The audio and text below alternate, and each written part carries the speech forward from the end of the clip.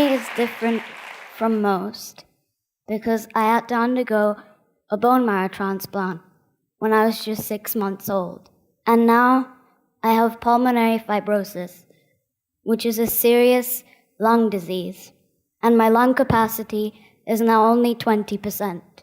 My name is Aisha Chaudhary, and I'm 17 years old. And today, I'd like to talk about what really matters most to me in life. Now, life can be tough when every single breath you take is a struggle, and the slightest infection causes a serious, life-threatening exacerbation. And the last one for me was in November last year, when I went from being able to walk around freely and go to school to suddenly being bedridden, unable to turn over in bed without getting out of breath. And I must confess that I did wonder if I was going to die. And I would have sleepless nights, just thinking, tossing and turning, with this idea that soon I may be gone. And if that's going to happen, what's the point of anything? I'd think about this for hours and get nowhere. But then it suddenly struck me that I'm not really alone in all of this. Is it not true that not just me, but all of us are going to die one day? Yes, all of us are going to die. I'd like you all to just think about that for a moment. In the next 100 years, all of us sitting in this room today will be gone, just at different times, some sooner than the others. So then, if death is the ultimate truth, what should really matter most in life? The only thing that matters to me is being happy. And happiness is a choice one makes. It's simply an attitude. I can either choose to be happy and try to smile through all of my difficult times, or I can choose to be miserable and get overwhelmed by it all. Now, it's not that by being miserable, I'm going to get any better. So I may as well choose to be happy. And if I have to have pulmonary fibrosis, I choose to have a happy pulmonary fibrosis. Now, I'd like to share with you a few difficult moments in the recent past where I've chosen to be happy. This year, I was quite unwell, and I had to undergo several medical tests.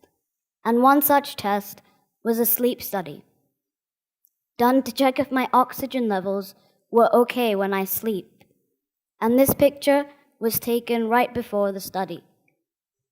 And you can see that I'm almost trapped in a bunch of wires, some stuck to my face and some to my body, to monitor my heart, my brain, and my breathing. Despite all of this, I'm still smiling because I refuse to let this illness get the better of me. I just won't let it. And I chose to find humor in observing the man who was doing my sleep study. I couldn't help but laugh at the way he would just put up his own feet on my bed and go off to sleep himself, snoring away. And this obviously made it difficult for me to sleep. And maybe that's why my results were so bad. How ridiculous, I thought to myself. Later that month, my family and I had to go to England for a full medical checkup. And the days were filled with long, boring medical appointments, talking about lung transplant, and what seemed like endless amounts of tests. This is a picture of my brother and I, just after I had spent one long day at the hospital. But guess where we were headed in this photo? To see a Broadway show in London. And it was fabulous. I was able to put the trauma of the day at the hospital behind me, and I still managed to find the will and the excitement in going out for a play and spending quality time with my brother. I believe that it's important to create many happy memories so that we can try to wipe out the sad ones. After having quite an unpleasant summer with all of these medical issues, my family and I decided to take a holiday to the Maldives. And there was so much to do in the Maldives. But of course, my health didn't permit me to do a lot of the things that I wanted to. And one of the main activities was snorkeling, and I desperately wanted to try it. But how could a person who has difficulty breathing go snorkeling? Well, in this picture, you can see me in my snorkeling gear right after I'd popped my head out of the water after seeing the most beautiful, vibrant colored fish. But now I'm not going to lie, I did only dip my head in for a second. But I did what I wanted to do. And that moment for me was worth everything.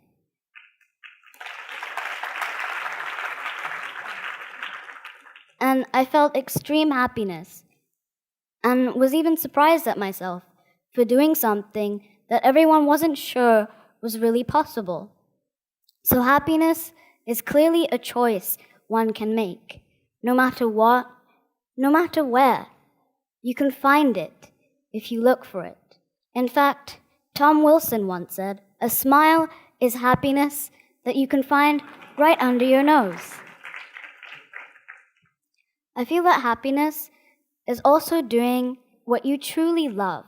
And for me, my love is for art, simply because it allows me to express myself in such a beautiful and unique way. As I dip my brush in the vibrant colors of paint and can almost feel the paint being smeared onto the fabric of the canvas, I tend to forget all of my worries and the difficult situation that I'm really in. And art makes me happy because it almost becomes a whole other world where I can escape, at least for a little while. And these days, my most favorite subject to paint is dogs. And now I'd like to introduce you to my own two dogs, Kobe the Labrador and Rolo the Black Pug. You can see who the dominant one is in the relationship. I find it so interesting that even though they can't speak a word, dogs can become the closest thing to your heart, your very best friend and your companion. I love to observe them and try to figure them out, and I can't help but get inspired. Dogs are so similar to humans, yet they carry qualities that we humans struggle to achieve at times. Dogs can find happiness in the smallest of things. Dogs are delighted with a walk, ecstatic with a small treat, and in heaven when you tickle their belly. Now I'd like to share with you a few paintings I've done recently that were inspired by these two guys. The first one is of Kobe, and it's capturing a snapshot of my everyday life, just lying on my bed and watching movies, just as I love to do. The next one, it's inspired by my gorgeous pug, Rolo, and the legendary rock band Guns N' Roses. Now, all of this doesn't mean that life is always one big song and dance. It really isn't. Of course, there are days when I feel extremely down, where I feel like simply curling up into a ball and just giving up. But then the realization that things could always be much, much worse always pushes me to get back up on my feet and put a smile on my face. I could have easily been born into a family that wasn't as loving and caring as my own. So I thank God for the family that I have. And I know for a fact that there are children out there who are much less fortunate than I am. And although I have this disease, I'm still grateful that I can walk around and do what I love to do. So happiness is an attitude. Happiness is doing what you truly love.